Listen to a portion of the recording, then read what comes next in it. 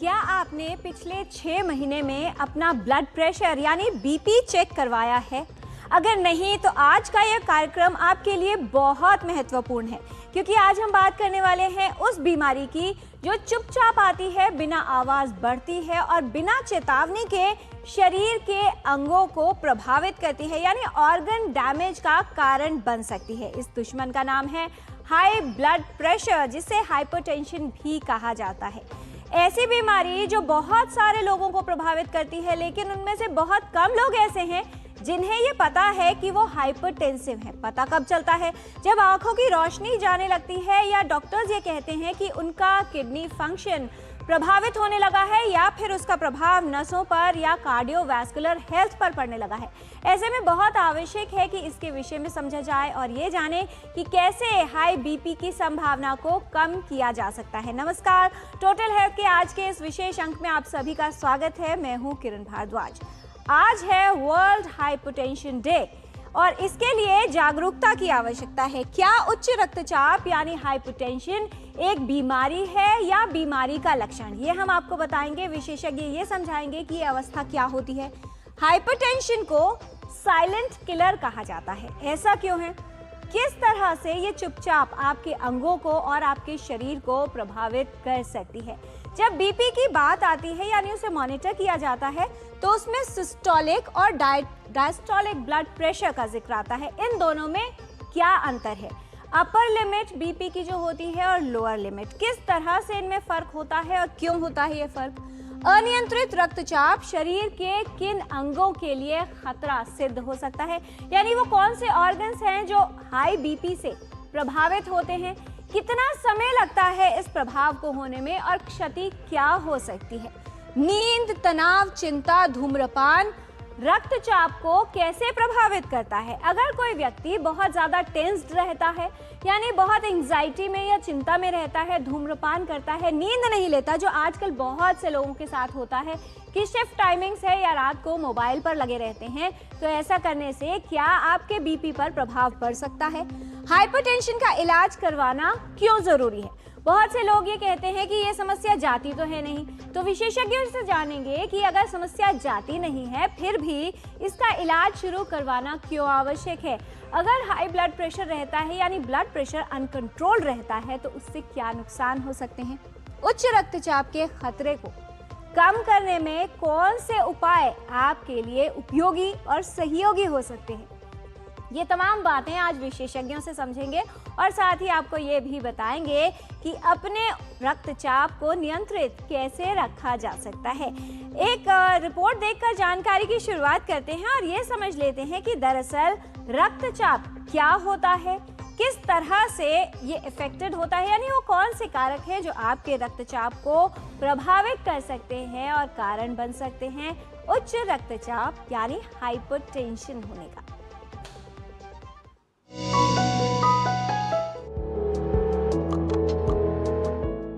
Hypertension एक ऐसी समस्या जो धीरे धीरे शरीर को नुकसान पहुंचाती है और अक्सर लोगों को इसका पता भी नहीं चलता। हाइपरटेंशन यानी उच्च रक्तचाप, इसका अर्थ है खून का दबाव सामान्य से अधिक होना। सामान्य ब्लड प्रेशर 120/80 माना जाता है। जब रक्तचाप लगातार 140/90 से अधिक रहने लगे तो ये चिंता का विषय बन जाता है। सबसे बड़ी समस्या ये है कि हाइपरटेंशन में शुरुआती लक्षण अक्सर दिखाई नहीं देते, इसीलिए इसे साइलेंट किलर भी कहा जाता है। अगर ब्लड प्रेशर का स्तर लंबे समय तक अधिक रहे तो यह हृदय, मस्तिष्क, गुर्दों और आंखों पर गंभीर प्रभाव डाल सकता है। अक्सर लोगों को इस बीमारी का पता तब चलता है जब उनके अंग प्रभावित हो जाते हैं। सही जीवन शैली अपनाकर उच्च रक्तचाप की समस्या से बचाव किया जा सकता है और यदि किसी व्यक्ति को हाइपरटेंशन हो तो उसे नियंत्रित रखा जा सकता है। ऐसे में व्यक्ति को कुछ सावधानियां और परहेज करने की आवश्यकता होती है। संतुलित आहार लेना आवश्यक है, नियमित रूप से व्यायाम करना उपयोगी होता है और साथ ही तनाव को कम करना चाहिए। ऐसे में अपनी आदतों पर विशेष ध्यान देना चाहिए। धूम्रपान और शराब का सेवन बिल्कुल ना करें और समय समय पर नियमित जांच करवाना उपयोगी होता है। याद रखिए, स्वस्थ जीवन शैली, सावधानी और जागरूकता उच्च रक्तचाप के खतरे को कम करने का एक सरल और प्रभावशाली तरीका है। किरण भारद्वाज, डीडी न्यूज।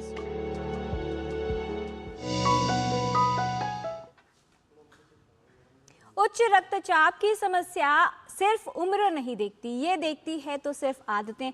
और आजकल लोगों का बीपी सिर्फ लोग यानी रिश्ते नहीं, बल्कि मोबाइल, टेंशन, ट्रैफिक सिग्नल, बहुत सारी चीजें बढ़ा रही हैं।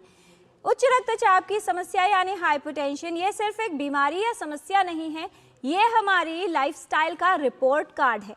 अब इस रिपोर्ट कार्ड के नंबर्स को बदलना है, यानी इसमें अव्वल आना है या नंबर अच्छे लाने हैं, तो उसके लिए अपनी आदतों को बदलना ज़रूरी होगा। कौन सी आदतों को बदलकर, किस तरह के लाइफस्टाइल मॉडिफिकेशंस करके आप अपने ब्लड प्रेशर को नियंत्रित रख सकते हैं और इस बीमारी से कर सकते हैं बचाव, इस पर हम विस्तार से बात करेंगे। और साथ ही विशेषज्ञों से ये भी जानेंगे कि अगर किसी को उच्च रक्तचाप की समस्या हो गई है, यानी कोई हाइपरटेंसिव है, तो उस स्थिति में इसे कैसे कंट्रोल किया जा सकता है। ये तमाम बातें करने के लिए हमारे साथ विशेषज्ञों का खास पैनल मौजूद है, उनसे आपका परिचय करा दें। हमारे साथ हैं doctor Subhash Giri, professor, department of medicine, HAG, doctor Ram Manohar Lohia hospital, former director and head institution of Lady Hardinge Medical College and associated hospitals.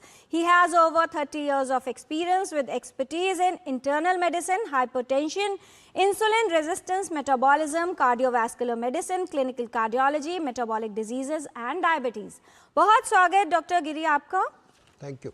विशेष तौर पर कार्डियोवैस्कुलर हेल्थ पर क्या प्रभाव होता है, यानी हृदय कितना खतरे में है अगर आपका रक्तचाप बढ़ा है, ये बताने के लिए हमारे साथ हैं doctor Preeti Gupta, professor, department of cardiology from Safdarjung hospital.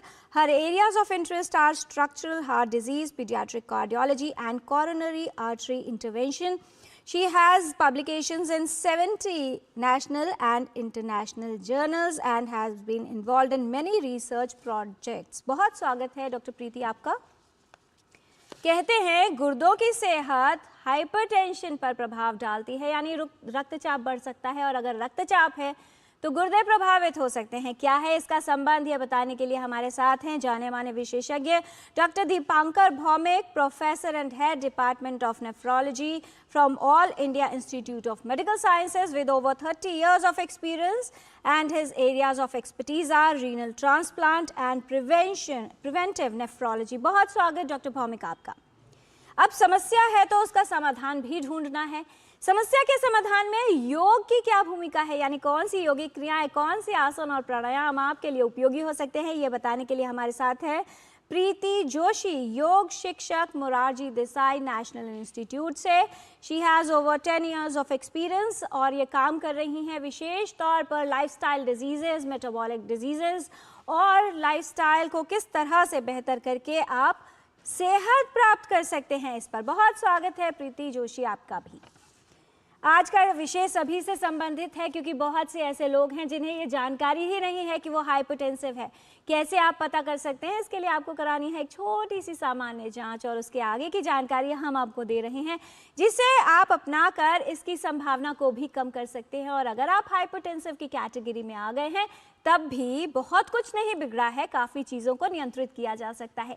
इस विषय से संबंधित कोई भी प्रश्न अगर आप पूछना चाहते हैं तो इन 2 नंबर्स पर कॉल कर सकते हैं। 011 दिल्ली का STD कोड जो आपको लगाना है, नंबर है 2309 7648 एंड 2309 7671। आप अपने प्रश्न ईमेल भी कर सकते हैं ddnewstotalhealth@gmail.com पर। तो आइए जान लेते हैं कि खतरा कितना बड़ा है, और बड़ा खतरा है तो उसके खिलाफ जंग कैसे लड़नी है और जीतनी कैसे है।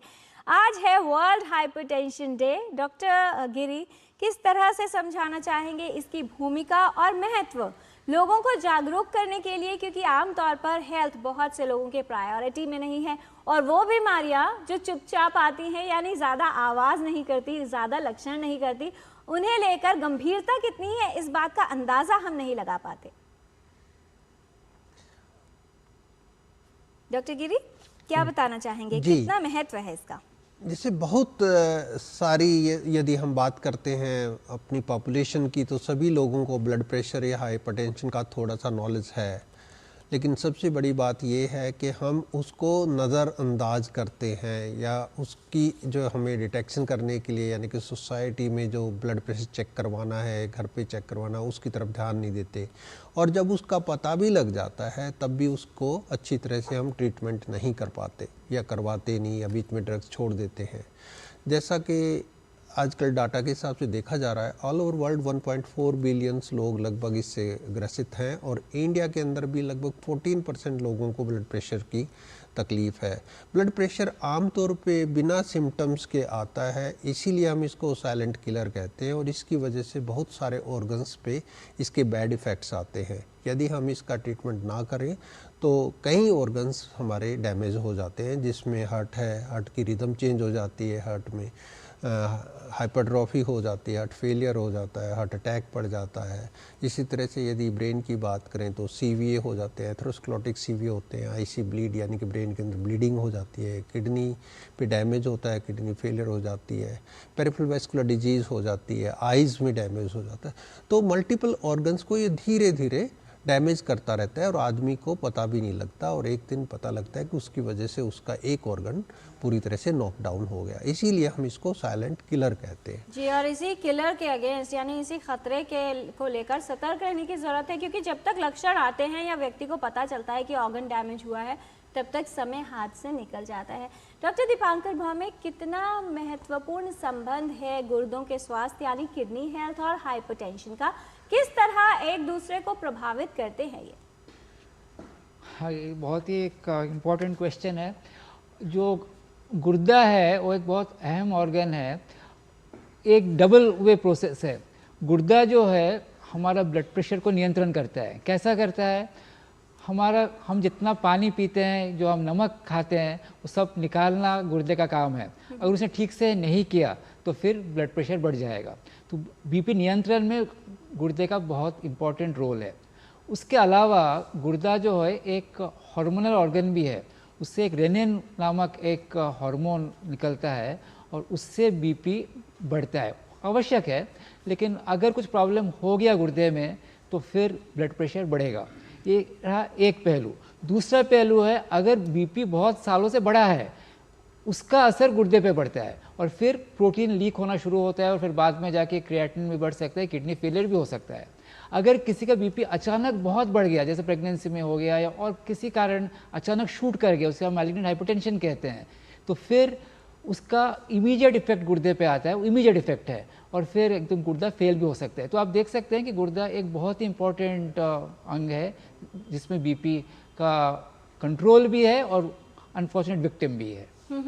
तो एक डबल एज स्वॉर्ड कहा जा सकता है कि अगर गुर्दे में कोई बीमारी है तो बीपी पर प्रभाव होगा, और अगर हाई बीपी की समस्या है यानी उच्च रक्तचाप है तो गुर्दे प्रभावित होने की संभावना होती है। इसके अलावा बहुत से और अंग हैं जो प्रभावित होते हैं। डॉक्टर प्रीति, हमारे हार्ट को कितना बड़ा खतरा पहुंचा सकता है, कितनी क्षति पहुंचा सकता है अगर किसी व्यक्ति का रक्तचाप बढ़ा रहता है या कोई हाइपरटेंसिव है?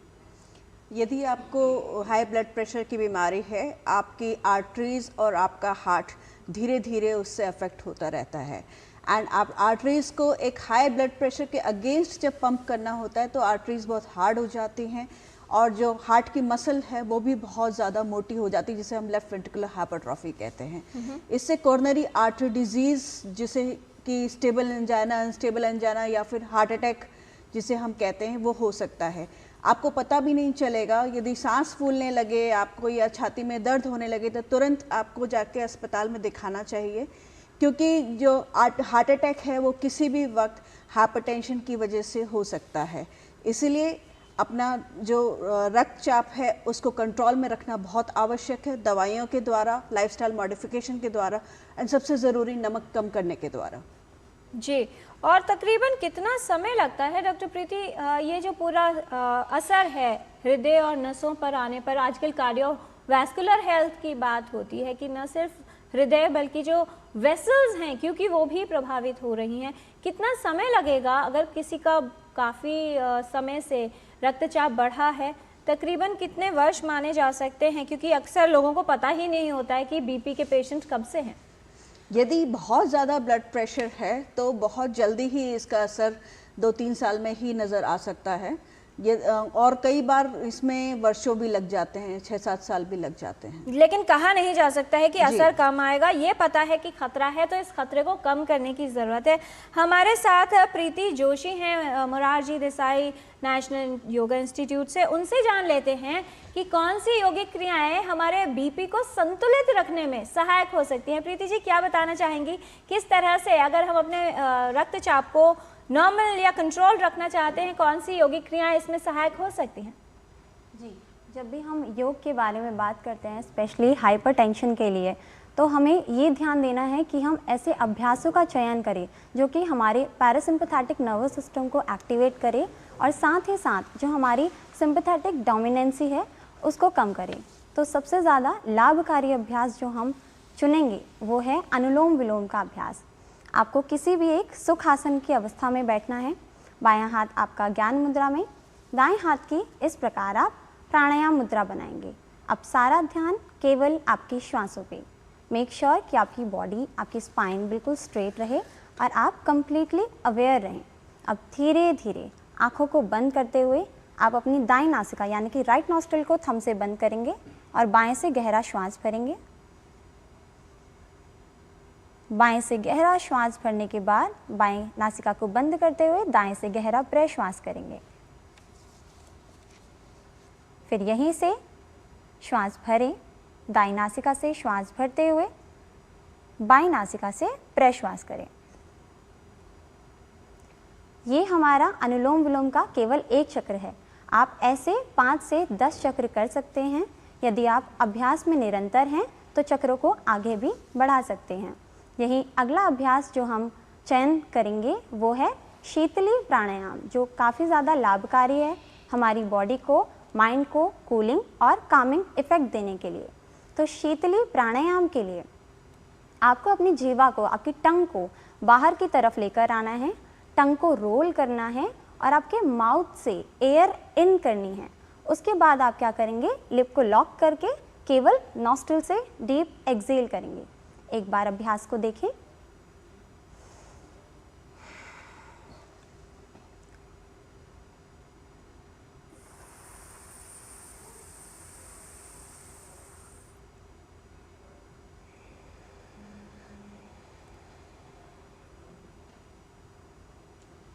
यह है शीतली प्राणायाम।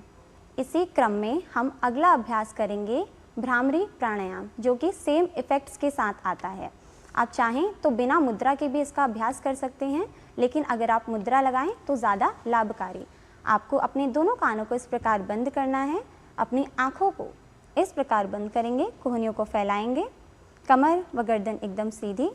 सारा ध्यान आपके भूमध्य पे। श्वास भरें और भ्रमर के समान गुंजन करें।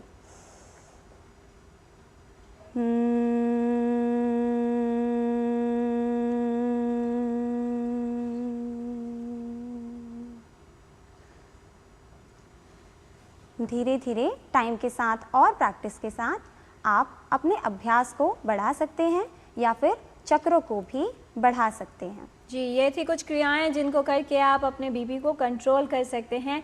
आज हम बात कर रहे हैं हाइपरटेंशन के बारे में। कुछ और जानकारी लेंगे विशेषज्ञों से एक छोटे से ब्रेक के बाद। आप देखते रहिए टोटल हेल्थ।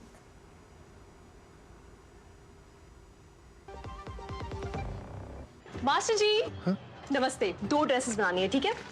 ऐसा कुछ। लेकिन मास्टर जी 4 दिन में पार्टी है, बन जाएगी ना पक्का? हो जाएगा। कैसे? फैशन चेंजेस हमेशा, उषा हमेशा। मेरी पसंद। मेरी पसंद।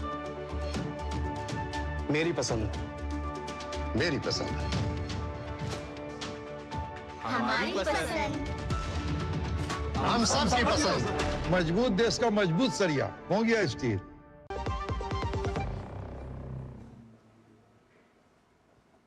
ब्रेक के बाद टोटल हेल्थ में आपका स्वागत है। हाइपरटेंशन के विषय में हम बात कर रहे हैं।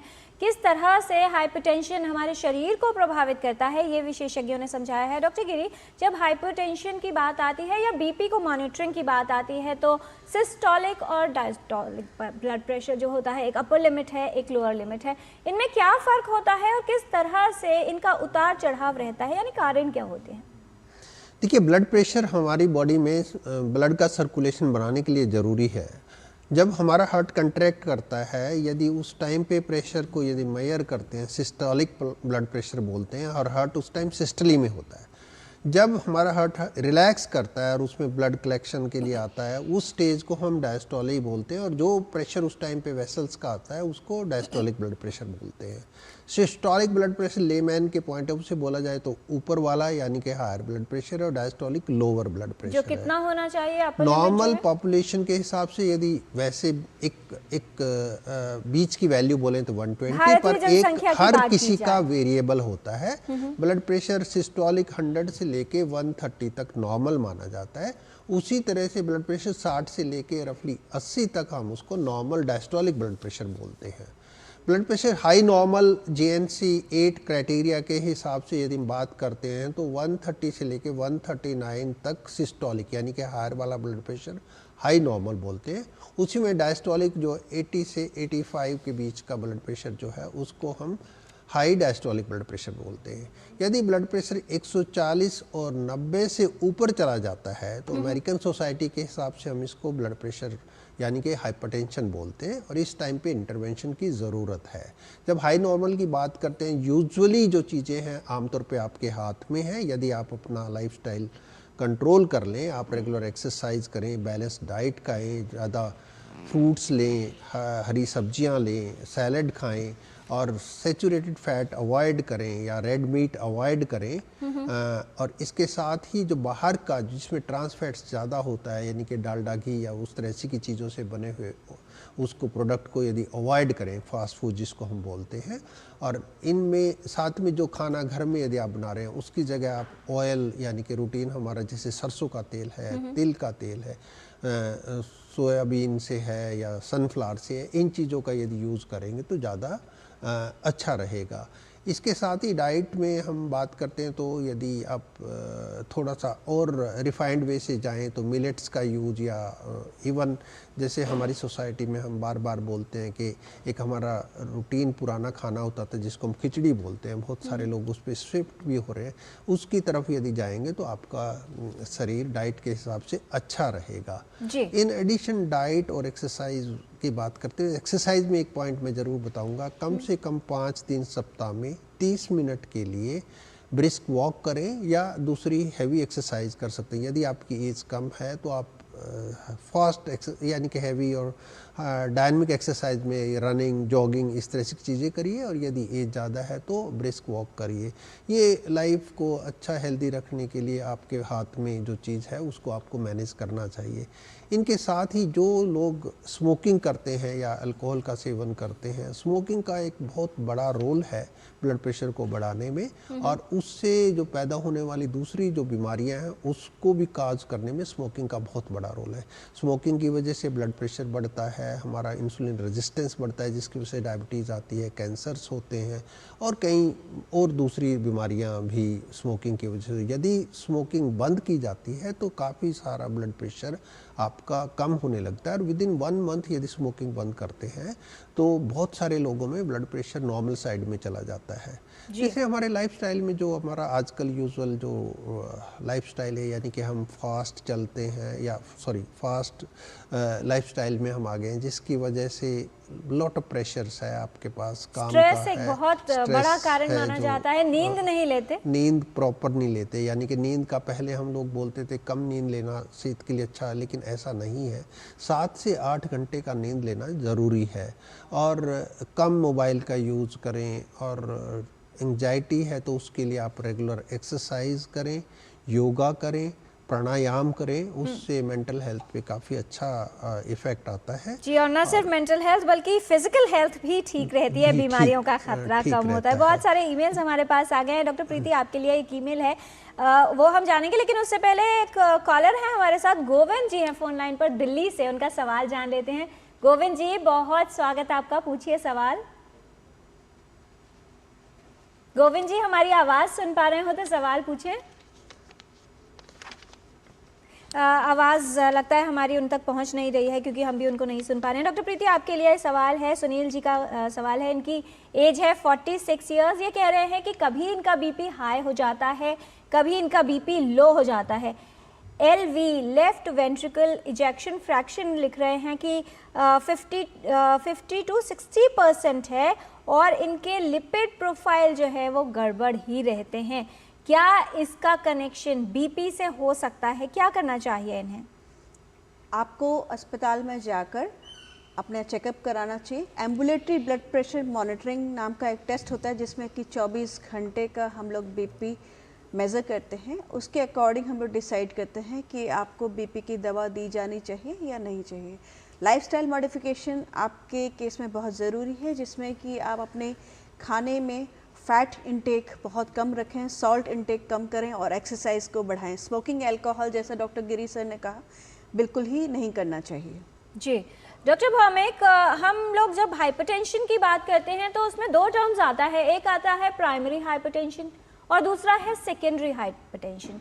जब हाइपरटेंशन को मैनेज करने की बात होगी, इन दोनों में क्या फ़र्क होता है और कौन सा हाइपरटेंशन है जिसको मैनेज करना थोड़ा सा सरल होगा, जो ट्रीटमेंट किया जाए तो बीपी की समस्या चली जाएगी?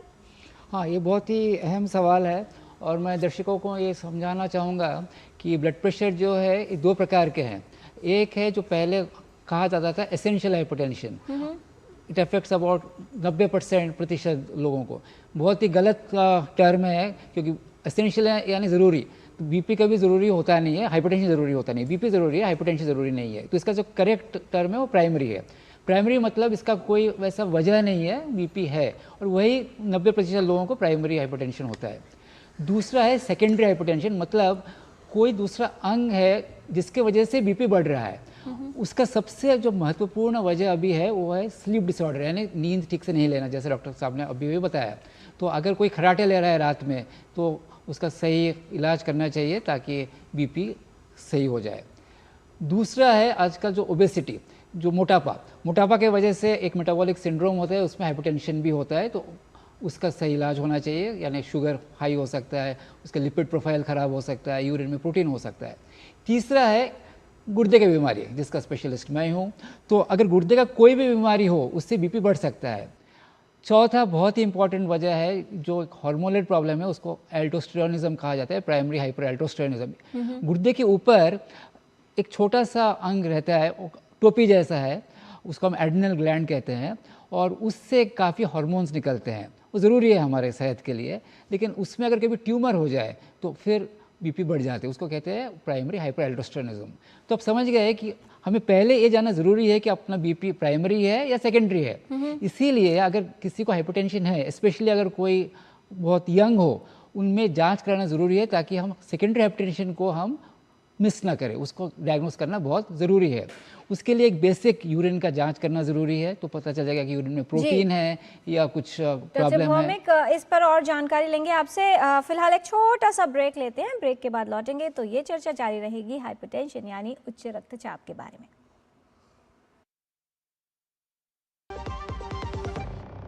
मास्टर जी नमस्ते, 2 ड्रेसेस बनानी है, ठीक है? ऐसा कुछ। लेकिन मास्टर जी 4 दिन में पार्टी है, बन जाएगी ना पक्का? हो जाएगा। कैसे? फैशन चेंजेस हमेशा, उषा हमेशा।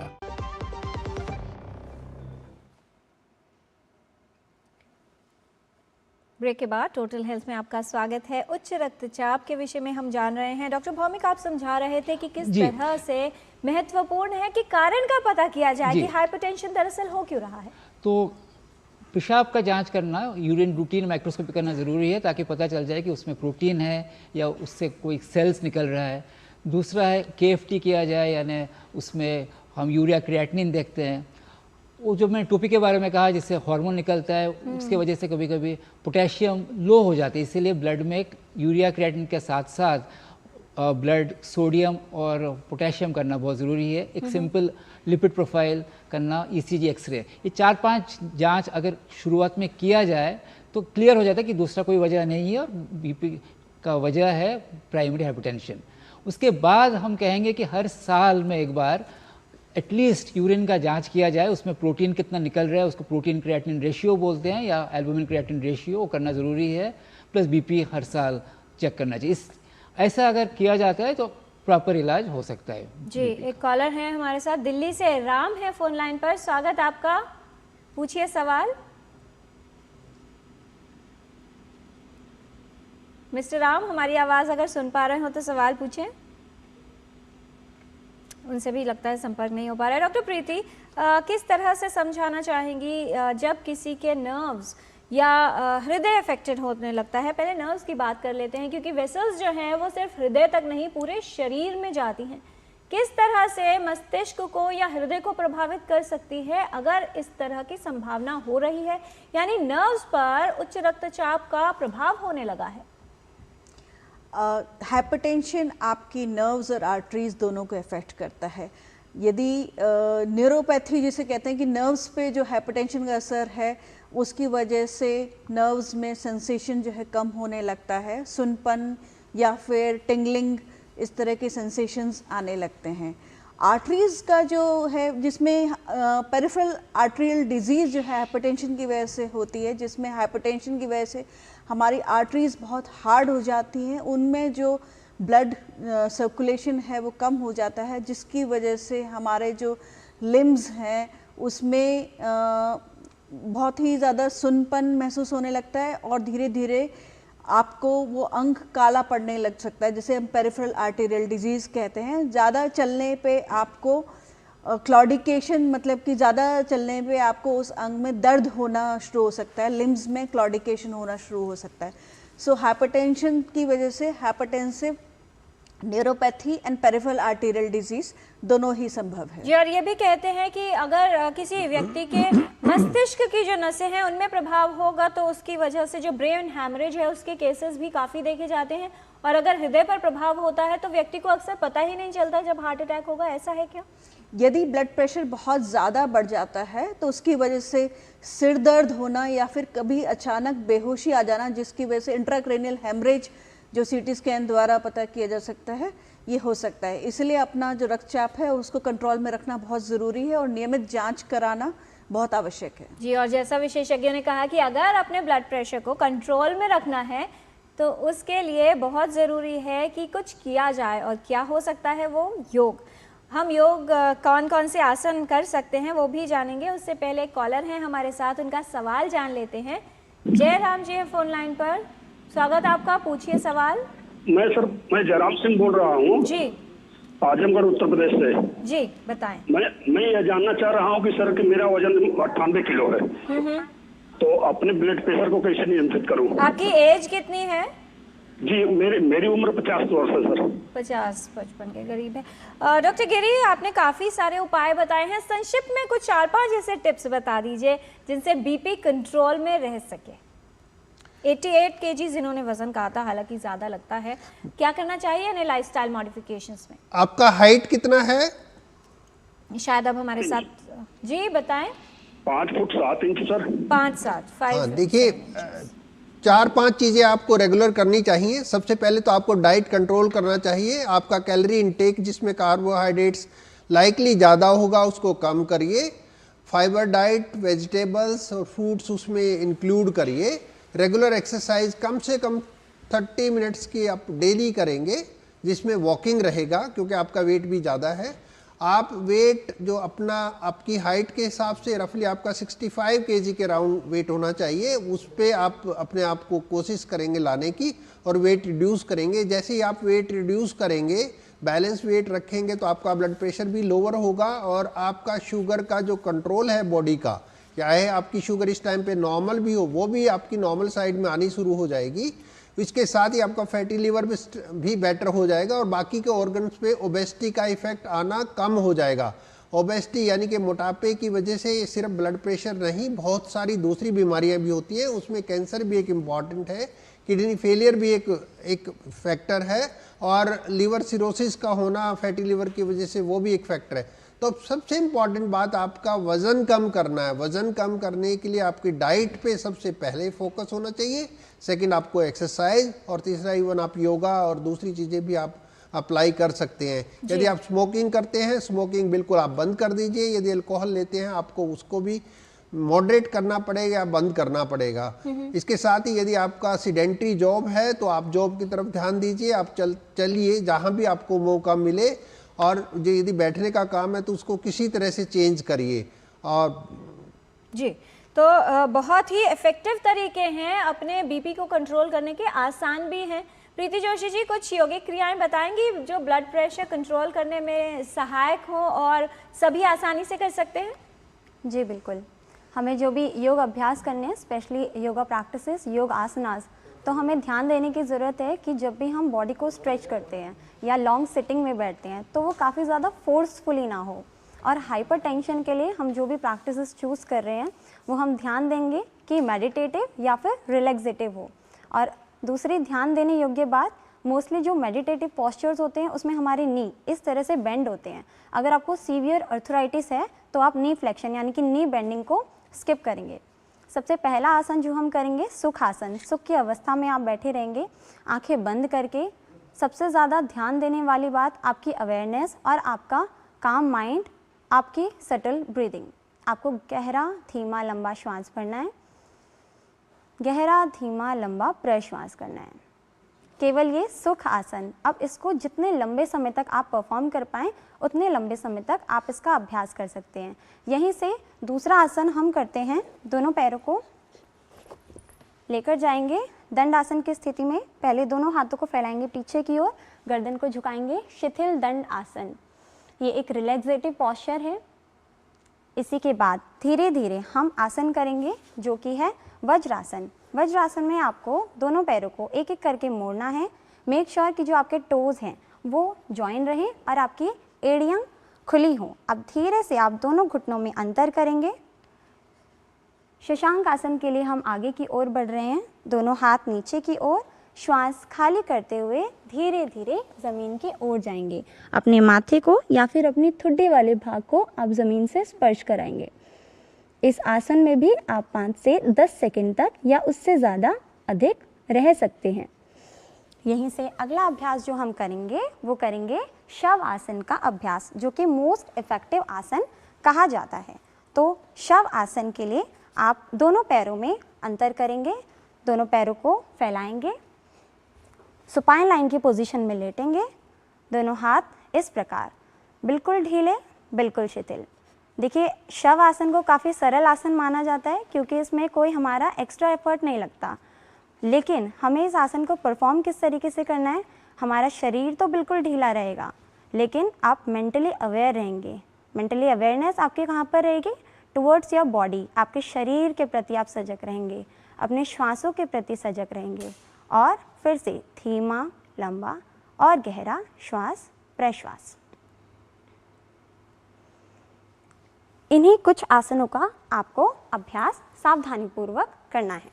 बहुत सरल आसन हैं जिनको आप कभी आराम से कहीं पर भी कर सकते हैं। बस कुछ बातों का ध्यान रखना है कि अगर आपको समस्या है तो विशेषज्ञ से पूछकर और अपने योग शिक्षक के निर्देशन में, एक योगाचार्य के निर्देशन में ही आपको ये आसन और योगिक क्रियाएं सीखकर उनका अभ्यास करना है।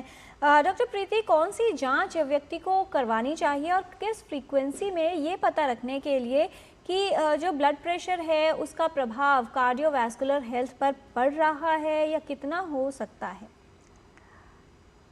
आपको अपने हॉस्पिटल में जाकर अपने डॉक्टर से नियमित जांच करानी चाहिए। हार्ट के लिए यदि आपकी सांस फूल रही है तो इकोकार्डियोग्राफी और ट्रेडमिल टेस्ट का टेस्ट कराना चाहिए। अगर आपका कोलेस्ट्रॉल ज़्यादा है, थायराइड में कोई गड़बड़ी है तो उसकी जांच नियमित रूप से करानी चाहिए। और आपको अपने अस्पताल में नियमित रूप से एवरी 3 मंथली अगर ज़रूरी है तो अपने डॉक्टर को दिखाना चाहिए और ब्लड प्रेशर को कंट्रोल में रखना चाहिए। जी डॉक्टर भौमिक, अगर मान लीजिए किसी का क्रेटिनिन लेवल हाई आता है तो क्या ये चिंता का विषय है, या कई बार देखा जाता है कि एल्ब्यूमिन या प्रोटीन जो है वो भी यूरिन में आ रहा है, इसे चिंता का संकेत माना जाए? और कुछ लोग जब डायलिसिस की ज़रूरत पड़ती है, यानी जब गुर्दे प्रभावित हो जाते हैं, तो ये सोचकर नहीं करवाते कि अगर एक बार डायलिसिस करवाया तो जीवन भर डायलिसिस ही करवाते रहना पड़ेगा। जी, तो मैं पहले थोड़ा बात करूंगा मोटापा के बारे में, जो बात हो रही थी। तो मोटापा का एक होता है बॉडी मास इंडेक्स, जो वेट और अपना हाइट के साथ कैलकुलेट किया जाता है, वो 23 के अंदर होना चाहिए। और हम उससे आगे बढ़ चुके हैं। हम अभी ये कहते हैं कि हमारा जो कमर है उसका सरकमफरेंस और वेस्ट हिप रेशियो लेना ज़रूरी है, क्योंकि काफ़ी लोगों का बाकी BMI तो ठीक होता है, लेकिन पेट में फैट होता है, तो वो भी उसका भी ध्यान रखना बहुत ज़रूरी है। तो अभी बात हुई क्रिएटिनिन बढ़ने का और एल्बुमिन का। देखिए ऐसा है, जैसे मैंने पहले कहा कि अगर किसी का BP 15-20 साल रहा है और अनकंट्रोल्ड है, तो फिर हमारा जो फिल्टर है उससे प्रोटीन लीक होना शुरू होता है और धीरे धीरे अपना किडनी खराब होना शुरू हो जाता है। इसीलिए मैंने कहा था कि हर साल अपना पेशाब का जांच कराना ज़रूरी है, ताकि उसमें एल्बुमिन क्रिएटिनिन रेशियो देखा जाए, क्रिएटिनिन का मात्रा देखा जाए, ताकि अगर वो बढ़ रहा है, अब आजकल बहुत सारे नए नए दवाई आ चुके हैं और हम सही वक्त पे इलाज करेंगे तो रुक सकता है और बीमारी ख़त्म भी हो सकता है। अगर आपने सही वक्त पे इलाज नहीं किया तो फिर हमारे पास काफ़ी पेशेंट्स आते हैं जिनका फिर लास्ट स्टेज में फिर तो डायलिसिस करना ही पड़ता है। डायलिसिस देखिए एक लाइफ सपोर्ट सिस्टम है। किडनी एक बहुत इंपॉर्टेंट ऑर्गन है, अगर फेल हो चुका है तो इंसान को बचे रहने के लिए डायलिसिस करना ज़रूरी है। तो जैसे ज़रूरी है उस हिसाब से हम डायलिसिस करते हैं। अगर पेशाब अच्छा हो रहा है तो हफ्ते में 1 बार भी करते हैं, कभी 2 बार भी करना पड़ता है। तो उसे आप पनिशमेंट ना समझें, वो एक लाइफ सपोर्ट सिस्टम है, उस हिसाब से इलाज ज़रूर हो सकता है। जी, और सही समय पर लिए गए सही निर्णय जीवन को बचा भी सकते हैं और गंभीरता को कम भी कर सकते हैं। समय नष्ट न करते हुए हम यहाँ पर रुकते हैं एक छोटे से ब्रेक के लिए, और ब्रेक के बाद लौटेंगे, कुछ और जानकारी देंगे आपको उच्च रक्तचाप को बेहतर तरीके से मैनेज करने के बारे में। जब धरती चीर कर निकलता है लोहे का पत्थर और मिलता है मोंगिया के जोश से, फिर तपता है, पिघलता है और बनता है फौलाद। अब होता है सरिया सारी खूबियों के साथ। मोंगिया स्टील, मजबूत देश का मजबूत सरिया। मास्टर जी नमस्ते, 2 ड्रेसेस बनानी है, ठीक है? ऐसा कुछ, लेकिन मास्टर जी 4 दिन में पार्टी है, बन जाएगी ना पक्का? हो जाएगा। कैसे? फैशन चेंजेस हमेशा, उषा हमेशा। ब्रेक के बाद टोटल हेल्थ में आपका स्वागत है। उच्च रक्तचाप यानी हाइपरटेंशन के विषय में हम बात कर रहे हैं। समस्या क्या है वो तो हमने समझ लिया है, अब समाधान की ओर बढ़ जाते हैं। डॉक्टर गिरी, बहुत से लोग हैं जो या तो मेडिकेशन शुरू ही नहीं करते, या कुछ समय मेडिकेशन लेने के बाद जब उनको ये एहसास होता है कि हाँ अब सब ठीक है, यानी ब्लड प्रेशर अंडर कंट्रोल आ गया है, तो फिर उनको दवा की आवश्यकता ही नहीं लगती और ना ही डॉक्टर से पूछने की। कितना महत्वपूर्ण है कि अगर बीपी की मेडिकेशन जो प्रिस्क्राइब की गई है डॉक्टर द्वारा, उसकी डोज में परिवर्तन करना है तो विशेषज्ञ के परामर्श से ही किया जाए। जी, सबसे पहले है डायग्नोसिस होना। जब एक बार डॉक्टर आपको हाइपरटेंशन लेबल कर देता है, और वो कैसे होता है डॉक्टर गिरी?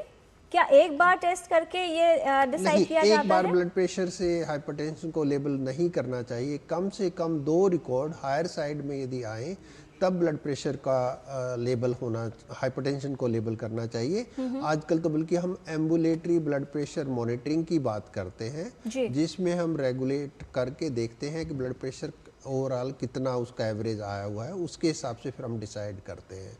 हायर ब्लड प्रेशर यदि 140 और 90 से ऊपर 2 बार 2 अलग अलग ओकेजन पे 2 अलग अलग दिन पे यदि आता है, तब डॉक्टर आपको लेबल कर देता है कि आपको ब्लड प्रेशर है।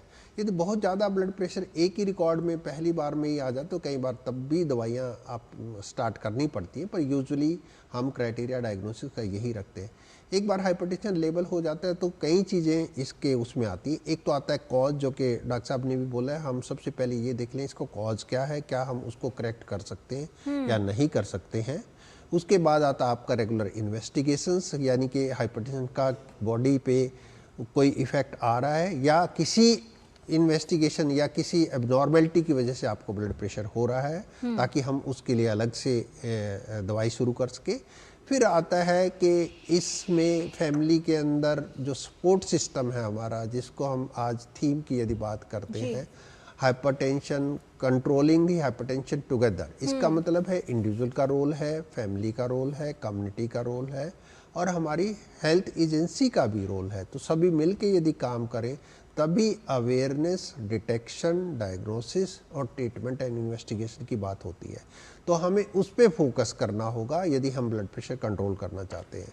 दवाइयों की यदि हम बात करते हैं, एक बार यदि मेडिसिन स्टार्ट की जाए तो रेगुलरली यूजुअली मेडिसिन आमतौर पे ज़रूरत पड़ती है, लेकिन जो करेक्शन वाली चीज़ें हैं, जैसे कि आपने स्मोकिंग की बात की, अपना एडिकेट वेट मैनेजमेंट किया, डाइट प्रॉपर रखा, तो यदि हम उस पे जाते हैं तो कुछ ड्रग्स कम हो जाएंगी या बंद भी हो सकती हैं। यदि ब्लड प्रेशर बहुत ज़्यादा तो यूजुअली 2 ड्रग्स की आमतौर पे ज़रूरत पड़ जाती है। उसमें से हम आजकल 2 ड्रग्स जिसके बारे में ज़्यादा बात करते हैं, उसमें जो एस इनहिबिटर्स का एक ग्रुप है उसका देना हम ज़्यादा ज़रूरी समझते हैं, और कैल्शियम चैनल ब्लॉकर्स, ये 2 तरह की ड्रग्स हैं जो यूजुअली हम स्टार्ट करते हैं। और आप अपनी मेडिसिन कोई भी अपने आप बंद ना करें, अपने आप कम ना करें। यदि डॉक्टर को आपका ब्लड प्रेशर नॉर्मल लगेगा तो वो लोअर साइड में ड्रग्स लेके जाएगा, लोअर साइड में ब्लड प्रेशर लग रहा है तो लोअर ब्लड ड्रग्स लेके जाएगा, और यदि हायर ब्लड प्रेशर रहता है तो आपकी डोजेस को बढ़ाएगा जी। लेकिन ये निर्णय डॉक्टर ही करेंगे। यस, यूजुअली देखने के में मिलता है, एक बार ब्लड प्रेशर की दवाई यदि स्टार्ट हो जाती है तो आमतौर पर लाइफ लॉन्ग ही ब्लड प्रेशर की दवाइयाँ खानी पड़ती हैं। और अपना मन बना के रखिए, यदि शरीर को ठीक रखना है, अपने ऑर्गन्स बचा के रखने हैं, तो आप रेगुलरली मेडिसिन खाइए और अपने डॉक्टर को रेगुलरली दिखाते रहिए। जी, और फिलहाल एक कॉलर हमारे साथ मध्य प्रदेश से डॉक्टर गजेंद्र हैं फोन लाइन पर। स्वागत आपका डॉक्टर साहब, क्या जानना चाहते हैं? मैं ये जानना चाहता था कि एक बार मैंने अपना ब्लड प्रेशर नपवाया था तो 140 से ज्यादा आया था जी। फिर मैंने, ये 3 महीने पहले की बात है, लेकिन उसके बाद मैंने संतुलित आहार लिया, नमक कम कर दिया डॉक्टर के कहने पर, लेकिन मैंने मेडिसिन कोई नहीं ली। वर्तमान में मैं पिछले 3 महीने से अपना बीपी चेक करवा रहा हूँ तो 120 80 120 80 122 80 आ रहा है। तो मुझे क्या कोई प्रिकॉशंस की जरूरत है? डॉक्टर गिरी क्या कहना चाहेंगे? बहुत संक्षिप्त। जी देखिए, प्रिवेंशन तो सबसे अच्छी चीज़ है। यदि आप प्रिवेंशन फॉलो करते रहेंगे तो आपको ब्लड प्रेशर नहीं होगा और दूसरी बीमारियां भी नहीं होंगी। प्रिवेंशन में हमने काफ़ी चीज़ें बोली हैं कि आप अपने वेट का मैनेजमेंट रखिए, डाइट अच्छी रखिए, एक्सरसाइज रेगुलर करिए, स्ट्रेस मैनेजमेंट करिए, एंग्जाइटी कोई है तो उसको उस पर ध्यान दीजिए, स्मोकिंग बंद करिए, अल्कोहल बंद करिए। यदि आप ये चीज़ें सब कंटिन्यू करते रहेंगे और आपका ब्लड प्रेशर नॉर्मल है तो आपको कभी भी दवाई की ज़रूरत नहीं पड़ेगी। जी, और अगर आप प्री हाइपरटेंसिव स्टेट में हैं तो ये बहुत ज़रूरी है। अच्छी बात है कि आपका अब बीपी जो है नॉर्मल आ रहा है, आप चेक्स रखिए और जो विशेषज्ञ ने बताया है वो प्रिकॉशंस फॉलो करते रहिए, क्योंकि लाइफस्टाइल मॉडिफिकेशन काफ़ी हद तक बीपी को नियंत्रित रखने में अहम कदम सिद्ध हो सकता है। डॉक्टर भौमिक, आपके लिए एक प्रश्न है। विनय दुबे जी का सवाल है, वो ये कह रहे हैं कि सामान्य ब्लड प्रेशर 120/80 कहा जाता है, क्या उम्र के साथ बीपी का बढ़ना सामान्य है? और जब बीपी की मेडिसिन लाइफ लॉन्ग चलती है तो क्या सोडियम के लेवल्स कम होने की संभावना उसमें रहती है? राइट, ये तो बहुत ज़रूरी है जानना कि हमारा जो ब्लड प्रेशर है उम्र के साथ बढ़ते रहता है। बच्चों में बीपी बहुत ही कम रहता है, 100 से भी कम, 90, धीरे धीरे बढ़ते रहता है। और ये देखा गया है कि 60 से ऊपर ऑलमोस्ट 70% इंसानों को हाइपरटेंशन की बीमारी है। तो इसीलिए बीपी चेक करना बहुत ज़रूरी है ताकि हम देखें कि हमारा ब्लड प्रेशर सही कंट्रोल में है। मैं बस ये बात बताना चाहूँगा कि लोग ठीक से बीपी की दवाई नहीं लेते हैं, इसका सबूत यही है कि हमारे पास इस वक्त भारत में 5 लाख से ज़्यादा इंसान डायलिसिस पे है। उनमें से 40% तो डायबिटिक्स है, लेकिन 25 से 30% लोगों को ऐसा है कि उनका बीपी ठीक से कंट्रोल नहीं किया गया था, इसलिए वो डायलिसिस पे आ गए हैं। दूसरी पहलू देखेंगे तो भारत में ओनली अबाउट 15% लोगों, हाइपरटेंसिव लोगों को बीपी कंट्रोल में है। इसलिए आप जान सकते हैं कि बीपी कंट्रोल रखना बहुत ज़रूरी है। आपने पूछा सोडियम के बारे में, बिल्कुल सही है। देखिए, डॉक्टर साहब ने बताया अभी कि एस इनहिबिटर एक दवाई है, कैल्शियम चैनल इनहिबिटर है, उसके साथ साथ एक और डाययूरेटिक भी दिया जाता है, उसको थायराइड डाययूरेटिक है, और दूसरा भी एक दवाई है, उससे कभी कभी सोडियम लो हो जाता है। मेनली जो बुज़ुर्ग है उनमें ज़्यादा होता है, इसीलिए सोडियम का जांच करना ज़रूरी है। किसी को अगर वीकनेस है, कुछ चक्कर आ रहा है, गिर पड़ा है, तो यस, सोडियम चेक करना ज़रूरी है। इसका भी सही इलाज करने से ठीक हो जाएगा। दवाई का साइड इफ़ेक्ट तो होते ही है, लेकिन दवाई लेना चाहिए और साथ साथ कोई प्रॉब्लम है उसका भी हम सॉल्व कर सकते हैं। जी, एक सताक्षी जी का प्रश्न है डॉक्टर प्रीति आपके लिए। 27 ईयर्स इनकी एज है, 159/94 इनका बीपी रहता है, हार्ट रेट 93। क्या ये सामान्य है? थायराइड के लेवल्स इन्होंने कहा है कि सामान्य है।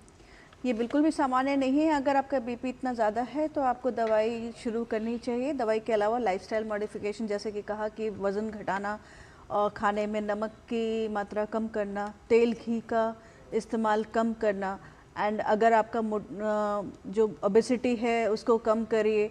अगर स्नोरिंग की प्रॉब्लम है रात को तो उसे भी डिटेक्ट करवाने के लिए स्लीप स्टडी की जांच की जा सकती है। थायराइड आपका आपने कहा नॉर्मल है, कोलेस्ट्रॉल की जांच बहुत आवश्यक है।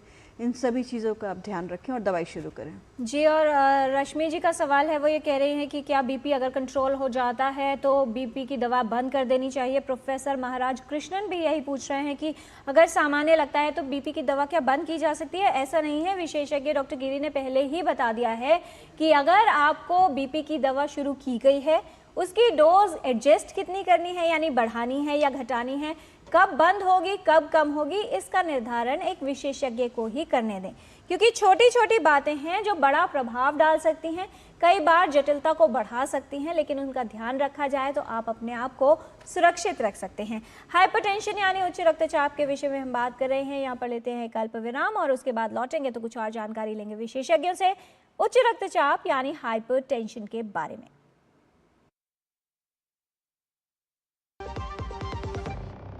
मास्टर जी नमस्ते, 2 ड्रेसेस बनानी है, ठीक है? ऐसा कुछ, लेकिन मास्टर जी 4 दिन में पार्टी है, बन जाएगी ना पक्का? हो जाएगा। कैसे? फैशन चेंजेस हमेशा, उषा हमेशा।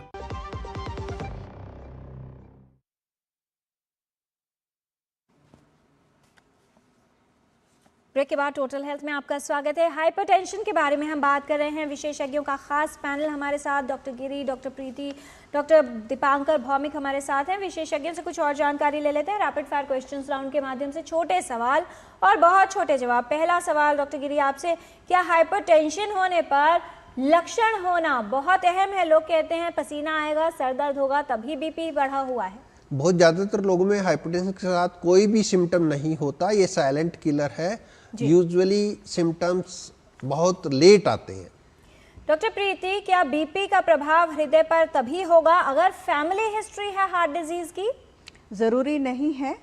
आपके लाइफस्टाइल का की वजह से भी आपको हाइपरटेंशन और कार्डियोवास्कुलर डिजीज हो सकती है। क्या अगर किसी के किडनीज प्रभावित होने लगे हैं बीपी से तो उसमें अधिक दर्द महसूस होगा व्यक्ति को, जिससे पहले ही पता चल जाए कि गुर्दे प्रभावित हो रहे हैं? गुर्दे की बीमारी में आमतौर पर दर्द होता ही नहीं है। सो इसीलिए मैंने कहा था कि पेशाब में प्रोटीन, एल्बुमिन का जांच करना बहुत ज़रूरी है, कम से कम साल में एक बार। दर्द होता नहीं है। जी डॉक्टर गिरी, अगर किसी को सामान्य लगता है यानी उसको कुछ दिक्कत नहीं आती, यानी उसका बीपी सामान्य है? नहीं, बीपी सामान्य में भी कोई सिम्टम नहीं होता और बीपी बढ़ने में भी आमतौर पे कोई सिम्टम नहीं होता है। इसलिए रेगुलरली ब्लड प्रेशर का चेकअप करवाना ज़रूरी है। 40 साल से कोई भी व्यक्ति यदि ऊपर है उसमें साल में कम से कम एक बार डॉक्टर के पास जाए, अपना ब्लड प्रेशर जरूर चेक करवाए।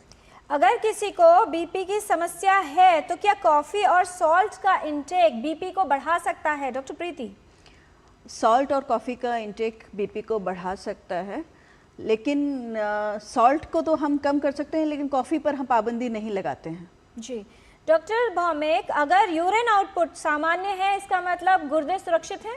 नहीं, बिल्कुल नहीं।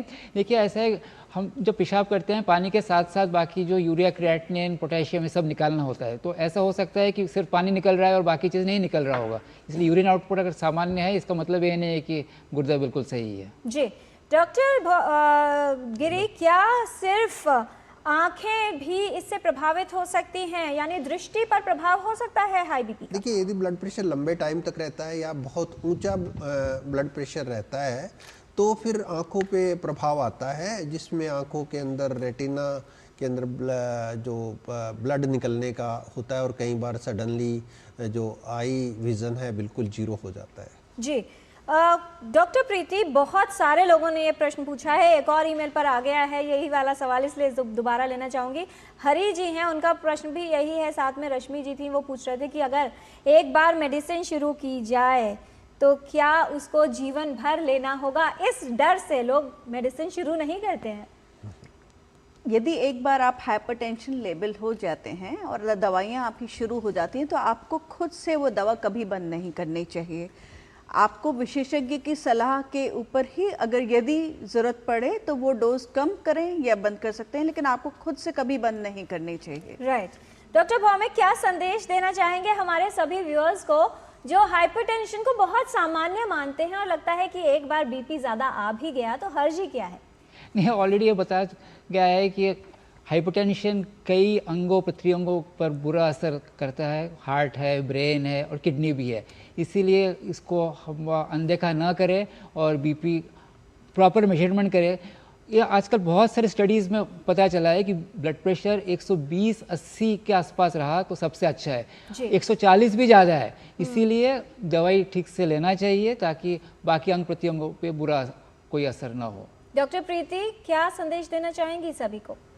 मोटापा कम करें और लाइफस्टाइल मॉडिफिकेशन के ऊपर अब ये ध्यान देते हैं तो फिर आपका बीपी कम हो सकता है और दवाइयों की डोज भी कम हो सकती है। प्रीति जोशी जी, योग कितना उपयोगी और सहयोगी हो सकता है उच्च रक्तचाप को नियंत्रित रखने में और उसके खतरे को कम करने में? जी, निरंतर योग अभ्यास जो है वो ज़्यादा लाभकारी होता है हमारी ओकेजनल इंटेंस प्रैक्टिसेस से। तो योग में हम फिजिकल चैलेंजेस से ज़्यादा रिलैक्सेटिव रिस्पॉन्स की तरफ ज़्यादा ध्यान देते हैं। साथ ही साथ आपकी धीमी श्वास प्रश्वास, शांत मन और नियमित योग अभ्यास, ये जो हैं योग के हीलिंग पावर को बढ़ाते हैं। डॉक्टर गिरी, क्या संदेश देना चाहेंगे तमाम व्यूअर्स के लिए हाइपरटेंशन से बचाव के लिए? कुछ ऐसा मंत्र? देखिए, ज़िंदगी एक बार मिली है, लाइफस्टाइल को हेल्दी रखिए, इससे आपका ब्लड प्रेशर ही कंट्रोल नहीं रहेगा। दूसरी बहुत सारी बीमारियां हैं, शुगर है, इंसुलिन रेजिस्टेंस है, कैंसर है, हार्ट की डिजीज़ है, पैरालिसिस है, जॉइंट है, पेरिफेरल वैस्कुलर डिजीज़ है, वो सारी की सारी नहीं होंगी। Prevention is better than cure, उस पर ध्यान दीजिए जी। और प्रिवेंशन करते हैं तो आप हेल्दी रहेंगे, दैट इज़ फॉर श्योर। बहुत धन्यवाद इस तमाम जानकारी के लिए। प्रीति जोशी आपका, doctor Dipankar Bhowmik, doctor Preeti Gupta, doctor Subhash गिरी, तमाम विशेषज्ञों ने आपको बहुत अच्छे, सरल और इफेक्टिव तरीके बताए हैं जिनसे आप अपने बीपी को नियंत्रित रख सकते हैं। तो बीपी यानी उच्च रक्तचाप या हाइपरटेंशन से बचने का है रूल यही, दूर रखिए तनाव, संतुलित हो आहार और स्वस्थ हो जीवन शैली, तो आप रहेंगे हेल्दी और हाइपरटेंशन को आपकी लाइफ में मिलेगी एंट्री नहीं।